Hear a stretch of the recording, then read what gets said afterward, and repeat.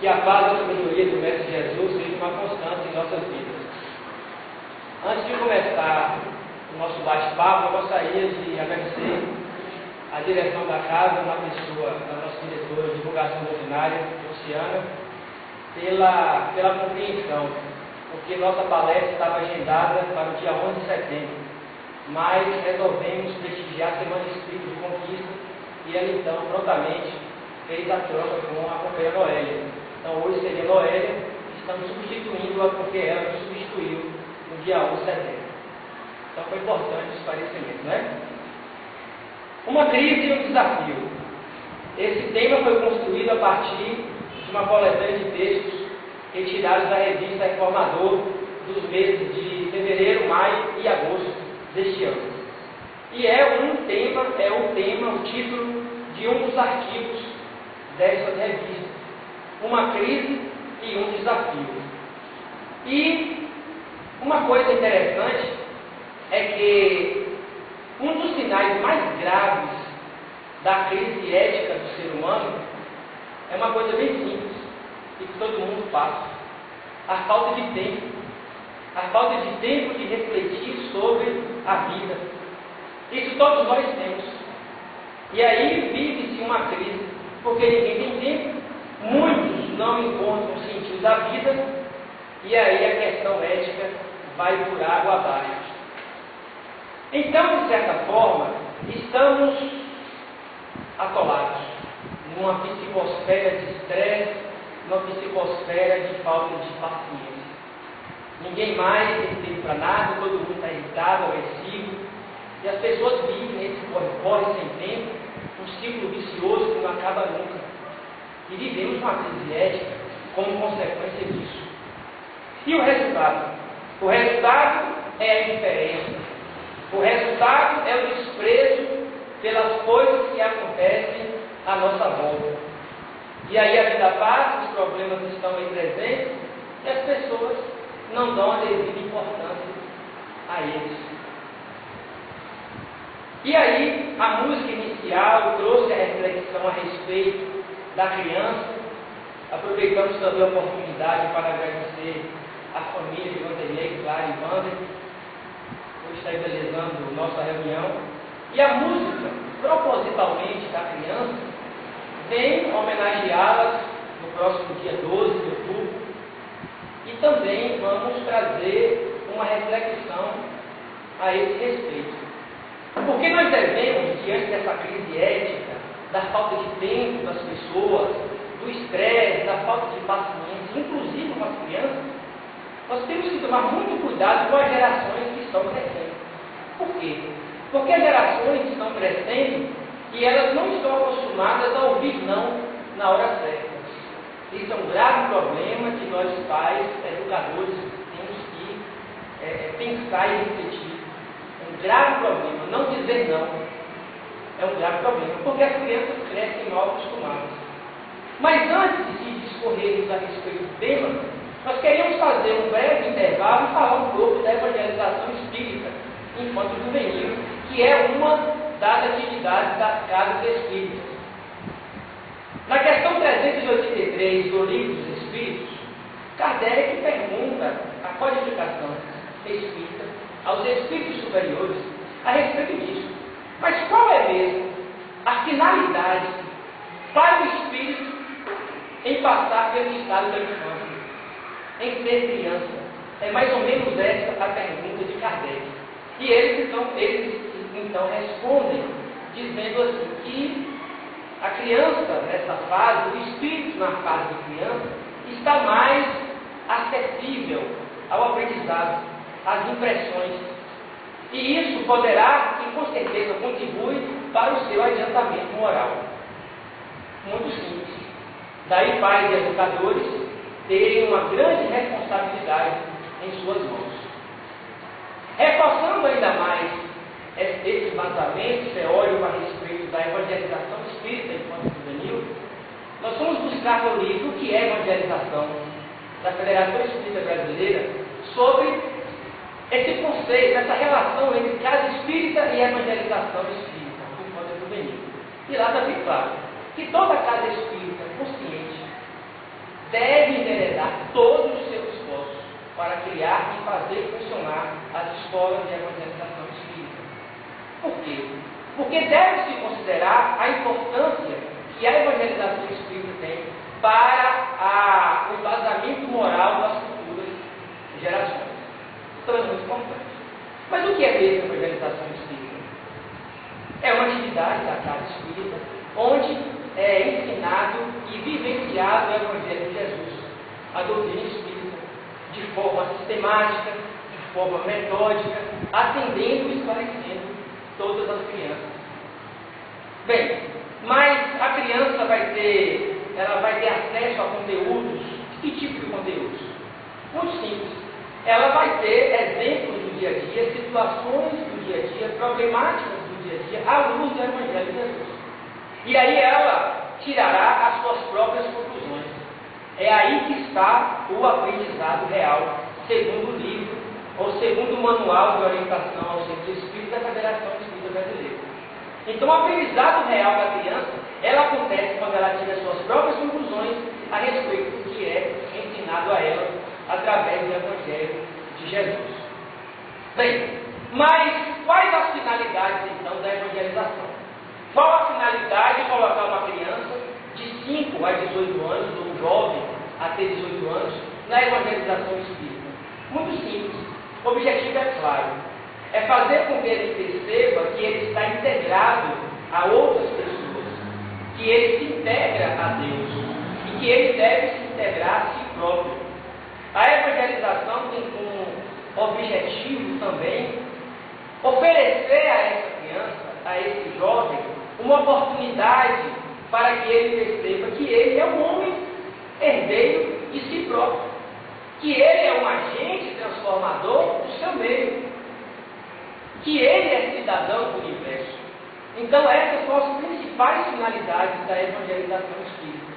Inclusive, aproveitamos aqui a oportunidade para convidar os evangelizadores a tomarem o curso de evangelizadores que vai haver a partir do dia 16, que vai ocorrer a partir do dia 16 no Centro Espírita Fraternidade. Só me engano, é dia 16 inscrições, é isso?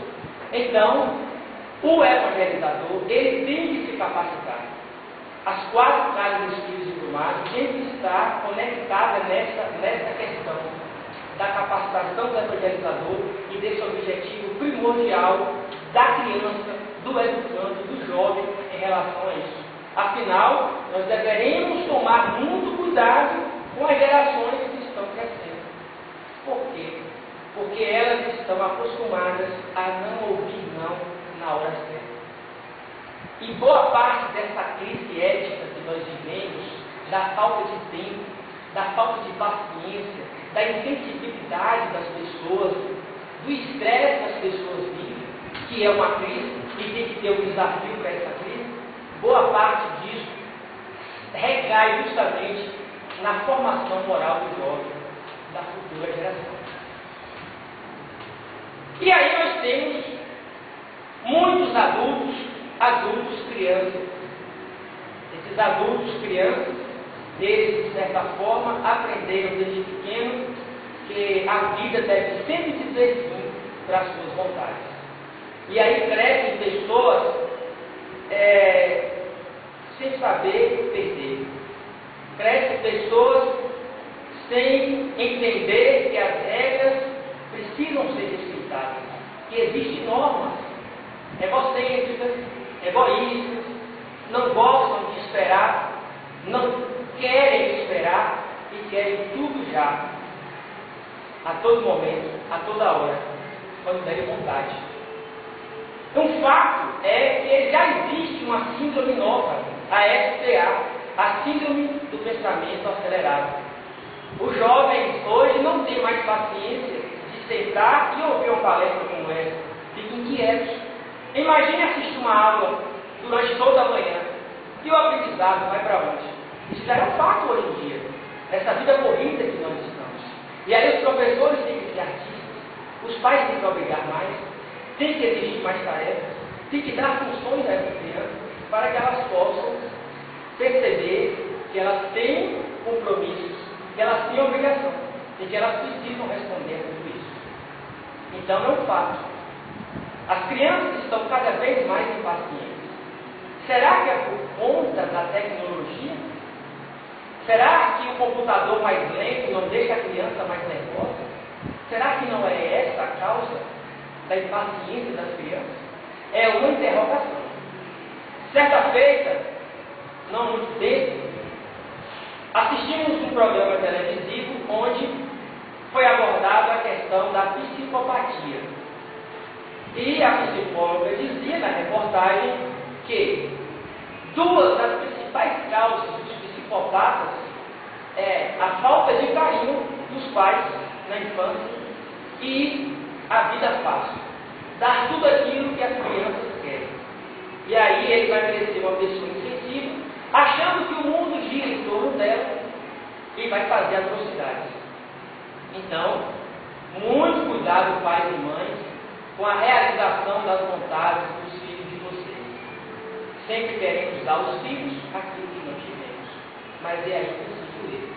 Dar aos filhos de maneira equilibrada, racional e de acordo às suas possibilidades. E não quando ele exigir que você dê a ele. Então, muito cuidado com essa questão. Muito cuidado mesmo.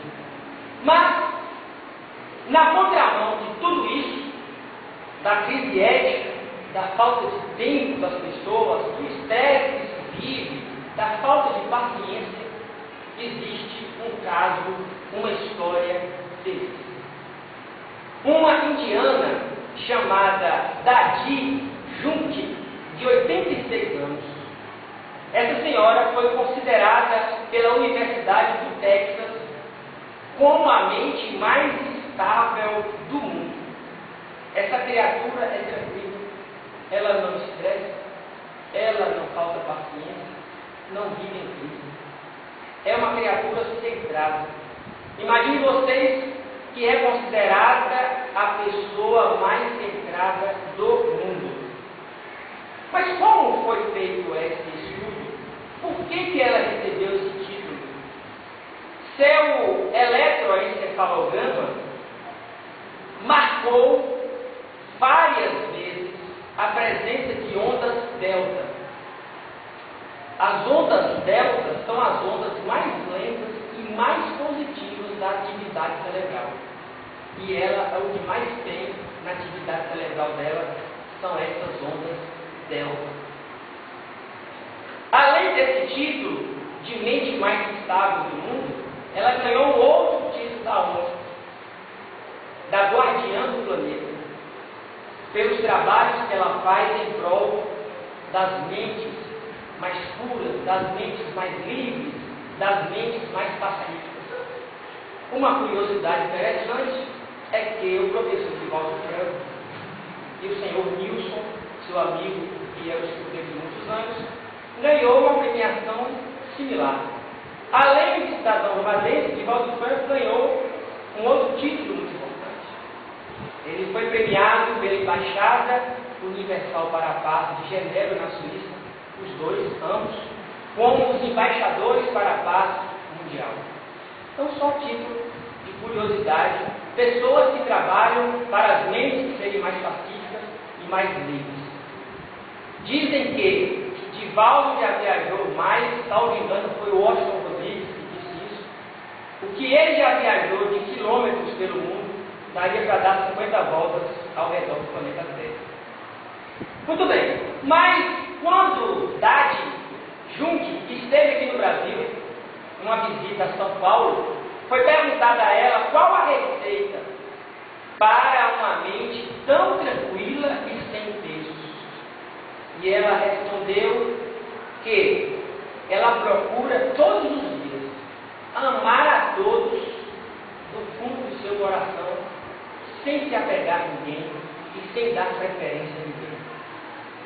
Que ela procura todos os dias pensar positivamente, como um exercício difícil e diário. Que ela procura não maltratar e prejudicar ninguém, pelo mínimo que seja.